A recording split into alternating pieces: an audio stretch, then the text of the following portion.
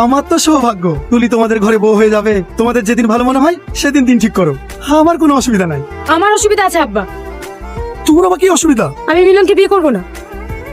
কেনে? আমার ওকে পছন্দ না। আমি তো মিলনকে সবই বলেছি, আমি ওকে ভালোবাসি না। তারপরে আপনাদেরকে বিয়ের প্রস্তাব লিখে পাঠিয়েছে, আমি তো সেটাই বুঝতে পারছি না। এই তুলি, এ সত্যি কি বলছি? এত ভালো সম্বন্ধ, যাতে ঘরে যা, আমি কথা বলছি। আমি তো বলে দিয়েছি বিয়ে করবো না, তারপরেও যদি বিয়ে করার লেগে জোর করো, কি উল্টো পেটে বকছি? এই তুলি, মাথার পর ছাদ নাই, ফুটুরি জোড়া জুতোছে। আমার কথাটা একটু শোনো চাচা। চাচা চাচা, তোমার 14 গোষ্ঠীর ভাগ্য ভালো যে তোমার বাড়িতে আমি বিয়ের প্রস্তাব নিয়ে এসেছি। এত ভালো মানুষ ওরা, গ্রামে নাম ডাকাচ্ছে, তুই মানুষগুলোর সাথে ওরকম ব্যবহার করলি কেন? ছাড়ো না ভাবি, আমি এখন বিয়ে করবো না। তুই আমার লেগে বিয়ে ভেঙে দিলি তাই না? হে রে, তোর লেগে কেন বিয়ে ভাঙবো? আমি সব বুঝতে পারছি, সেদিন আমার কথাটা বলেছি বলে তুই বিয়ে ভেঙে দিলি। আসলে ওকে আমার পছন্দ না, কেমন পাগলা পাগলা দেখতে। তুই বিয়েটা ভেঙে দিলি কেন? তুমি আমার একা একা উঠে আসতে গেলি কেন?